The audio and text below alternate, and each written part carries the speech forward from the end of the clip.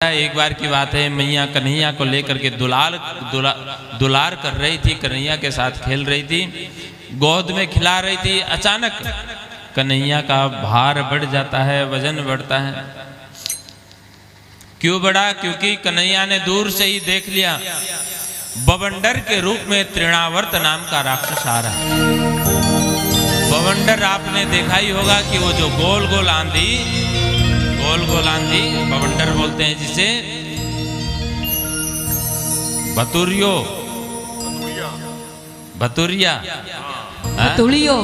को बोला कराते।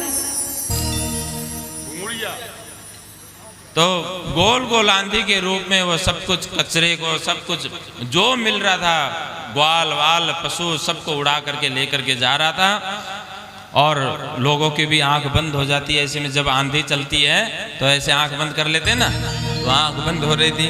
अब भगवान ने देखा कि ये मैया रहेगी तब तक ये मेरे नज़दीक नहीं आएगा, और जब तक ये मेरे नज़दीक नहीं आएगा तो ये मेरे गोकुल को ऐसे ही बर्बाद कर देगा ये फिर। क्योंकि झोपड़ी को सबको वो बवंडर के रूप में वो ले रहा था। तो श्री कृष्ण ने अपना वजन बढ़ाया। जब वजन बढ़ाया तो मैया ने कहा बहुत दूध पी लिया, अब वजन बढ़ गया, अब थोड़ा खेल कूद ले, और जब दूध बच जाएगा फिर गोदी लूंगी। तो कन्हैया तो चाहते ही ये थे। कन्हैया को छोड़ करके मैया अपना काम करने के लिए चली गई, और मौका देख करके तृणावर्त ने कन्हैया को उठा लिया और अपने कंधे पर बिठा करके जब मथुरा की तरफ जा रहा था तो मार्ग में कन्हैया ने ऊपर से देखा, ओहो यो है नंद भवन, ये है ललिता को घर, यो विशाखा को घर, ये श्रीदामा को, अरे यो मधुमंगल को झोपड़ी। तो ये सब अलग अलग जब पूरे ब्रजमंडल को देख रहे थे, और जैसे ही वो मथुरा की तरफ जाने लगा, कन्हैया ने पुनः अपना वजन बढ़ाया, और पुनः वजन बढ़ा करके और एक मुष्टि का प्रहार किया तृणावर्त के सिर पर। तो जैसे मुष्टि का प्रहार हुआ, तृणावर्त का उद्धार हो गया। बोलो कृष्ण कन्हैया लाल की जय हो। तो इस कथा का भाव यही है, बवंडर का मतलब है वासना, काम।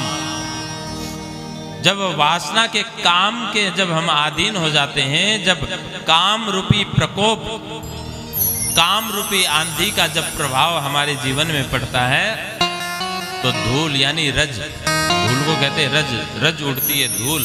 धूल उड़ने से अंधे हो जाते हैं सारे, दिखाई कुछ नहीं देता, आंख मसलते रह जाते हैं। तो इसी प्रकार से जब रजोगुण बढ़ता है जीवन में, तो वासना का प्रभाव बढ़ता है, काम का प्रभाव बढ़ता है। उस समय अंधे हो जाते हैं, बुद्धि काम करना बंद कर देती है, अच्छा क्या है बुरा क्या है वो नहीं समझ पाते हैं। तो रजोगुण के प्रभाव से बहुत तरह के पाप होते हैं। तो इसलिए रजोगुण को शांत रखने के लिए भगवान श्री कृष्ण का आश्रय ग्रहण करना चाहिए। और जैसे ही तृणावर्त का उद्धार किया भगवान ने, तो बवंडर शांत हो गया।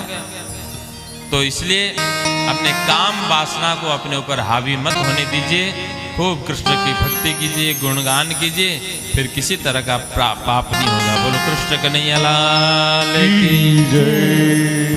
अब कन्हैया 1 वर्ष के हो गए। इधर वसुदेव जी के कहने पर जो यादवों के, यदुवंशियों के जो कुल पुरोहित हैं गर्गाचार्य जी, गर्गाचार्य जी को वसुदेव जी ने कहा कि बाबा आप तो सब जानते हैं कि कृष्ण बलराम किसके पुत्र हैं, नंद भवन में जो 2 बालक हैं किसके पुत्र हैं, तो यदुवंशियों के हमारे हैं, इसलिए नामकरण भी आप ही करके आइए। 1 वर्ष के बाद में जब गर्गाचार्य जी नंद बाबा के यहाँ गोकुल में पहुंचे, तो खूब धूमधाम से स्वागत किया गया। और गर्गाचार्य जी जब पहुंचे तो दोनों बालक भी सामने थे स्वागत करने में। नंद बाबा ने कहा बालकों प्रणाम करो गुरुदेव को। बालकों ने प्रणाम किया। प्रणाम करने से बाबा बड़े प्रसन्न हो गए गर्गाचार्य जी, और कहा कि इन बच्चों का क्या नाम है।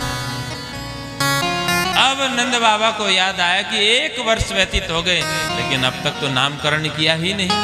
बोले महाराज आप जैसे त्रिकालदर्शी और कौन होंगे, आप ज्योतिष के आचार्य हैं, आप ही नामकरण कर दीजिए।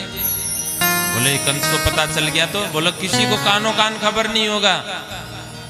बोला अरे तुम्हारे उत्सव की सूचना तो बहुत दूर दूर तक पहुंची हुई है। बोले लेकिन नामकरण का नहीं होगा।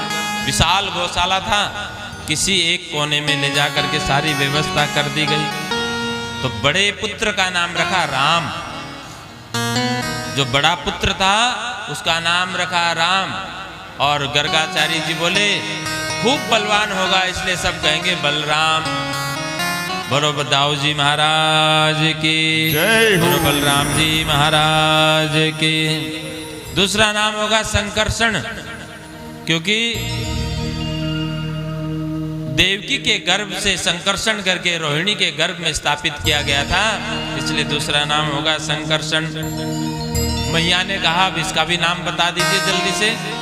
और जैसे ही नामकरण करने के लिए आंख बंद करके भविष्य देख रहे थे और देखा ये तो कोई साधारण नहीं है, साधारण बालक नहीं है।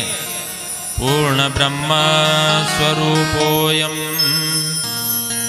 शिशुस्ते मायया महिम आगत्य भारहरणं कर्ता धात्रा च सेवितः। ये साधारण बालक नहीं, ये तो पूर्ण ब्रह्म का नाई यशोदा सुन माई। अरे यशोदा ये साधारण नहीं, ये तो पूर्ण ब्रह्म है। शिशुस्ते माया महिम, माया को अपने अधीन करके शिशु रूप में ये आगत्य भार हरणम करता, पाप के भार का हरण करने के लिए ये पूर्ण ब्रह्म पधारे हैं। बाबा कहाँ खो गए, जल्दी से नामकरण कर दो। तो बाबा ने कहा देखो बहुनी संति नामानि रूपाणि च सुतस्यते गुणकर्मानुरूपाणि तान्यहं वेदनो जन। तान्यहं वेदनो जन, इनके बारे में वेद भी नहीं जानता, वेद भी नेति नेति कह देता है। वेद अगम कहे उल्टे पीछे नेत नेत कर गाया, खबर न पड़ी बिंद उपजया कहाँ थे ताते नाम निगम धराया। इसलिए वेद को निगम कहा जाता है पूर्ण ब्रह्म परमात्मा का। वेद ने भी खुल करके विस्तार से वर्णन नहीं किया है। इसलिए मैया इनके तो गुण कर्म के अनुसार इनके अनंत नाम होंगे। बहुनि संति नामानि, अनंत नाम होंगे, इसलिए सब अलग अलग नाम से बुलाएंगे।